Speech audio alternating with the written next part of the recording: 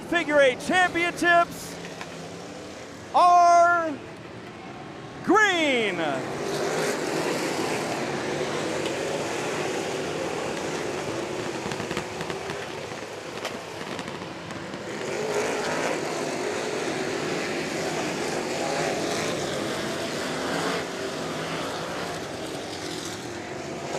Mark Tunney going to lead lap number 1. Two cars having some big issues. G4 already parked on track. That is Donnie Garrigus, the 4th. His car never got up to speed, and a lot of smoke is pouring out of the 49 Craig Van Wettering. They were taking a look at that car during the pace laps, and he's making his way into the pits.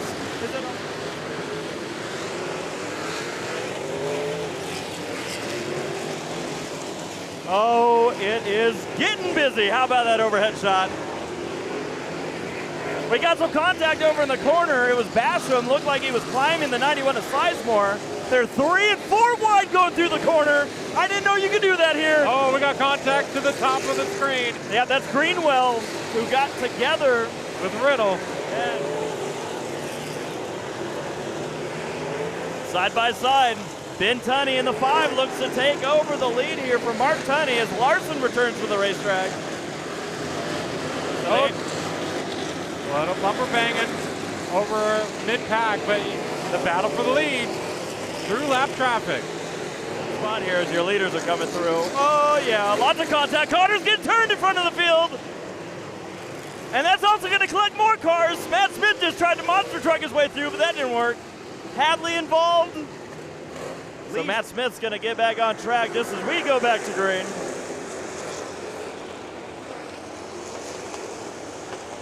And we got an issue. Looks like Basham has a, oh boy, this is gonna cause some issues. We got cars just piling into each other right now. And that's probably gonna bring out the yellow. This is where it all started here. Basham's right front broke. Hughes, 2 hours and 42 minutes to go. And it will be Sizemore taking over the lead.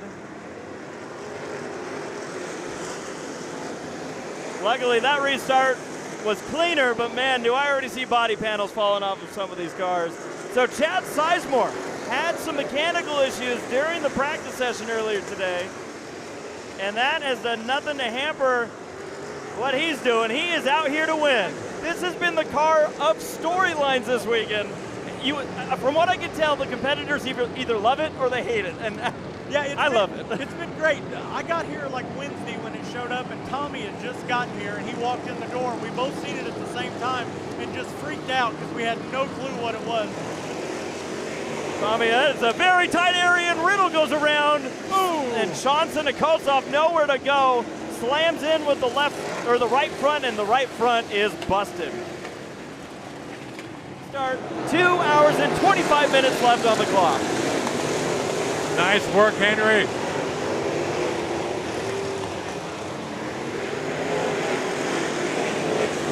That's good. Here they come back at you, though. Might want to put it on your helmet. Doodle Ferris, the 48, just pulled his car off of the racetrack. His way through. And Frost is still having issues. We got, we've seen this one before. Calvin Crane. We got him stuck.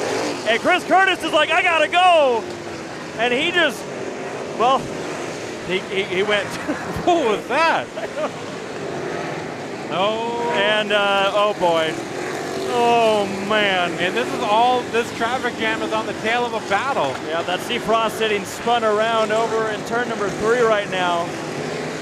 While these battles are going on, it's jumbling up the field, and this is the times where you sometimes see intersection happen because there's so many different lanes to have to navigate. A lap ago, Jeffrey Shackelford, I think, almost lost. Oh, trouble for your leaders. Mark Tunney goes around, and so does Sizemore. That's going to hand the lead over to Ben Tunney.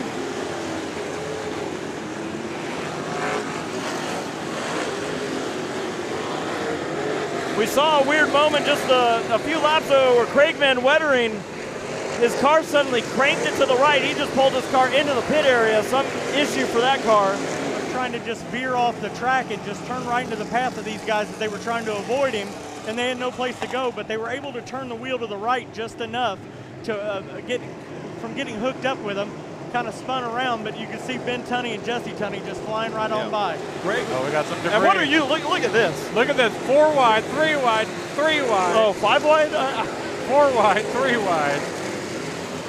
It's a good thing there is no spotters in this race. Teams that might be 50 laps down, but get their cars back on the racetrack because the race isn't done. Look at this mess of a car. That's Calvin Crane. 3 wide. Oh, on we the got sec. a more mess of a car starting to. We're making messes. But it's still running. Crane's loose in the whole side panel. Never give up. Joe's going to catch that thing in a second. Ben Tunney is your leader. If you really wanted me to drive you nuts, here we go. Tunney and Tunney side by side for the lead. Tunney and Tunney side by side for third. It's a Tunney top 4 with Tunney in first, Tunney in second, Tunney in third, and Tunney in fourth. Here comes Sizemore. Look at you. Yeah, So they probably said let's not use them. Larson almost got turned. Ben Tunney almost got clobbered.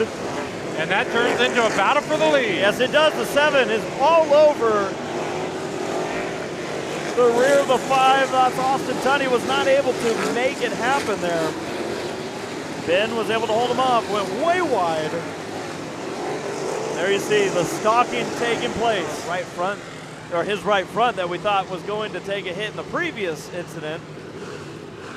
Connor just has nowhere to go. He got out there in the middle, and there was cars in front of him, He was trapped. behind him, and no place to go. And Chris Curtis was the unlucky one that made some contact with him in there, and Chad caught the back end of Curtis's car on the ricochet. He jammed into the back of Chris Curtis pretty square, and sometimes the drivetrain does take a shot there because the car has nowhere to go.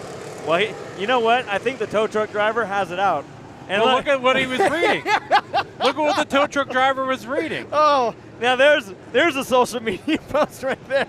Oh man. I mean, once you read that enough, you have to just figure to find out. Oh. Alongside Ben, John Connor is still right there with your top 4 Tunneys. So that 20 car is far from out of contention. It still amazes me to see Hadley on the lead lap. I know it's a little bit different this year because of the lucky dogs, but I'll take it. I love that we're going to have these cars duking it out there near the end. I'm a fan of it. Me too. Me too. John Connor almost just lost his rear bumper. This is going to change up your battle for the lead, side by side for the lead. Austin Tunney made a move trying to get through lap traffic, but the caution's going to come out for this. As we get ready to go with 1 hour and 5 minutes left in the event. So a couple cars pit there. Perhaps some strategy. The G4's off the pace right on the restart. So you see the pit area is busy. Here we go. Wes getting right in there with his wireless shot as he's taking a look. This is Ben Tunney's team. Changing out the rear tires. You see the front's ready to go on. And remember, the laps are counting. So as these caution laps move along, drivers like Matt Smith, who pitted earlier, took that chance. Guys, with these guys all pitting together, and they've stayed so close this whole race, this pit stop may be a crucial point in one of them either gaining an advantage or losing some ground to the other guys. Because they don't normally do these pit stops. This is a once-a-year thing. Yeah. So there's not practice and perfection like there is in other forms of auto racing. So there we see 2 pit stops going on at once. See the 7 of Austin Tunney. Bottom right, he's pulling away. It looks like he might beat Ben Tunney to the exit, and that would put him ahead of Ben.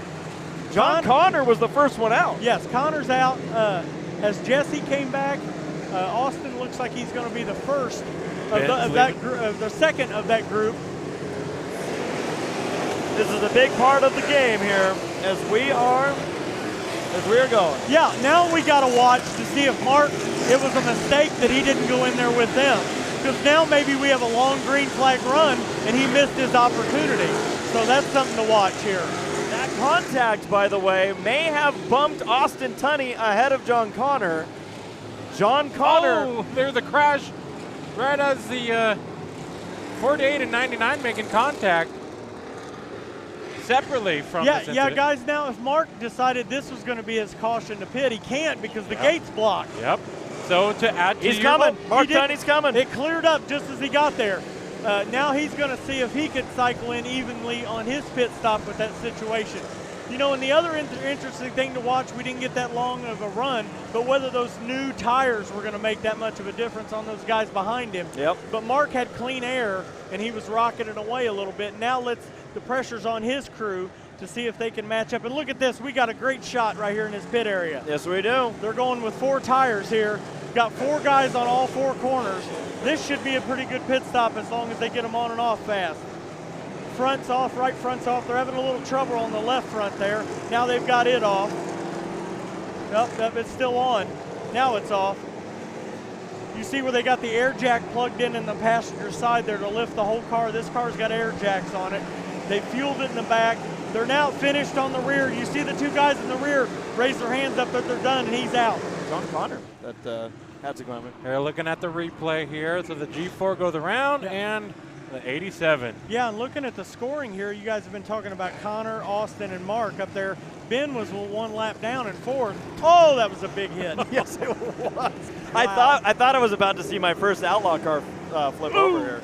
Yeah, as Matt was going towards the G4, the 15 of Sinakosoff went underneath Matt. Watch this. And Matt's car just ramps off the right or left front of Sinakosoff and almost landed in the lap of Garrigus. Anyone else hear the Dukes of Hazzard horn going off right now? There's a good old match.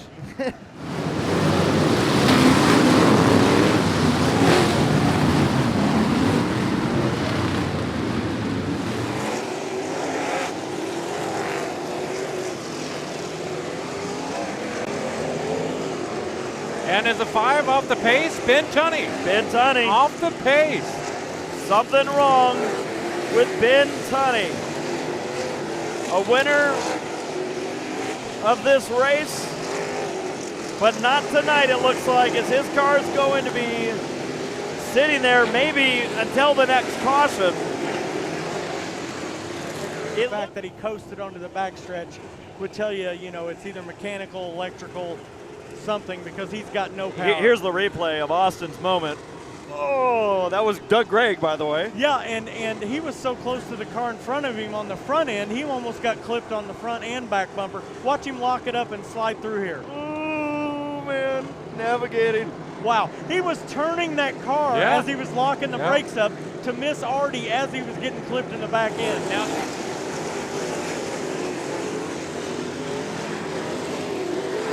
Oh, trouble in the intersection. And Rod it's Proctor. Rod Proctor and a big hit to follow it up as Doug Gregg gets slammed again by the 49 of Craig Van Wettering. And that involves Doug Gregg. Going on here on track, we're going to, hi Tommy, we're going to take a look here at the replay at what took place to bring up this. Now here's the cars coming through. You're going to see some contact and the big hits, and then here comes the second hit. That's Doug Gregg's number 33. And if we slow this down right here, Rod Proctor gets clipped. He turned it left, seen what was coming, and he bounced off of another car, and that sent his car right in. yeah, definite chain reaction where a smaller incident turned into a bigger incident because it changed the pattern of him coming through the crossover. So Doug had to adjust from that because he thought Rod was going to come through in a different manner, but he got into that first accident. Oh, we got a rivalry between Matt Smith and Sean Sinakosoff, and this is going to really happen in front of your leader. They're having contact, and Jesse Tunney, Mark Tunney,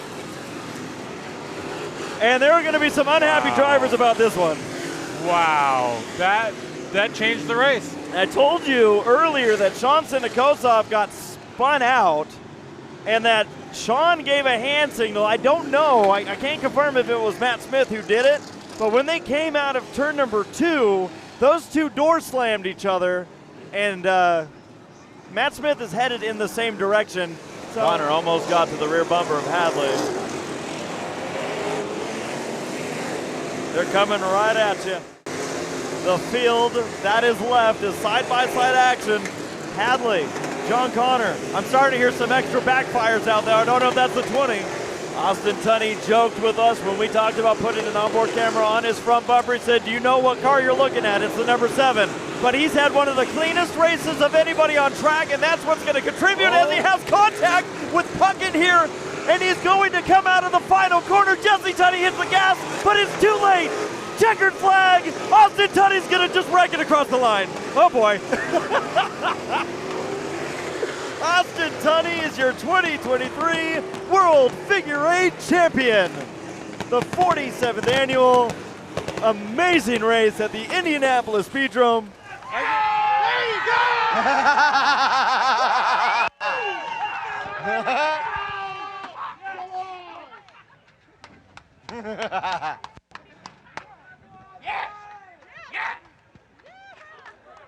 I think you might be a little excited, Speedrome Nation. Make some noise for your 2023 World Championship Figure 8 winner, Austin Tunney.